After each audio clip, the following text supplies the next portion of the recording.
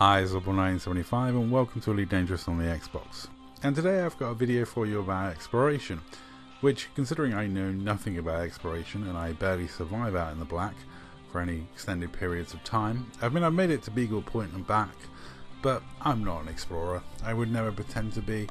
I'm someone who goes out there occasionally, does something and then gets back into the bubble and starts space trucking again. It's not my thing. It is very much Scooby's thing. So I wanted to do a video giving you some advice on using neutron stars to jump with. So I asked Scooby to write some advice for you. So he came up with this 5-step thing and a warning, and here's his 5 steps. So first one is this. Now I think he gets a little carried away with the majesty and magnificence of neutron stars, as he puts it. But then he did send me that footage recently of the one that he came across that was in a pocket nebula, and I gotta say, he's right. They do sometimes look really cool.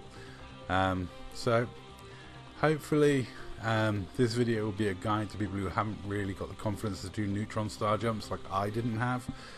When we were out in the black, I did quite a few of these. I used the same method as Scooby is advising here, and it did work for me, and I got through safely. I got all the way to Beagle Point and all the way back safely, which, considering I did quite a lot of neutron jumps, is, especially around the core, there's so many neutron stars, it's amazing.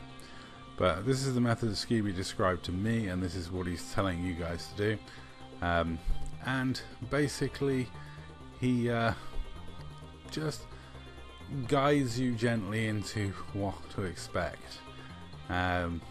Now obviously you gotta make sure you have a ship that's outfitted for exploration, so something that has a long jump range, has a fuel scoop, has an AFMU, because doing this will cause some damage to your FSD, which you may want to repair as you go.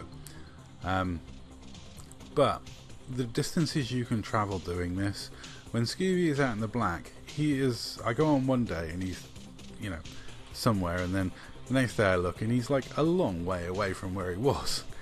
He travels so far so fast, like it makes my head spin.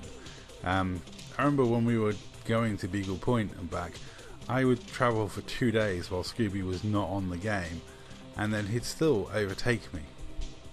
So the speed at which he moves around the black is incredible, and it is because he does neutron star jumps all the time, whereas I was only doing a few when I really had to, because I didn't want to risk it too much. I don't really know what I'm doing out there.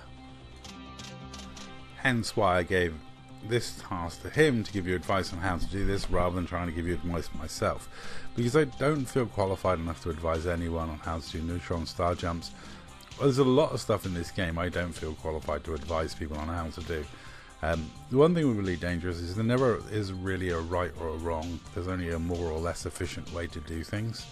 Like some people moan at me for the way I do mining, because I don't do it in the most efficient method possible, but it doesn't bother me. I do it how I like to do it. Some people have to min-max everything and do everything the most efficient ways. People always ask me for my ship builds. To put them on Coriolis, and it's like I never even use that website. I just build the ship how I feel like building it, and I don't look up and check and tweak builds on Coriolis all day long like some people. I just build a ship and throw it together.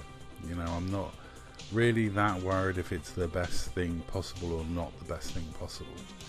Now I would say that this video is coming to an end. Step 5 is the last in the progress of how to do this. However, there is a personal note coming up with some footage I left in as a warning to listen to Scooby's last bit of advice on this, which is to not mess too much with white dwarfs. Well, I'll let you read what he put as we go into a clip that is definitely something that's put me off using white dwarfs as neutron stars. But let me know what you think in the comments down below.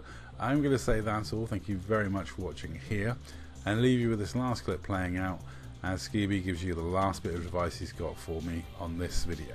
So thanks very much to Scooby for doing this, and 07 to everyone. I'll catch you in the next video.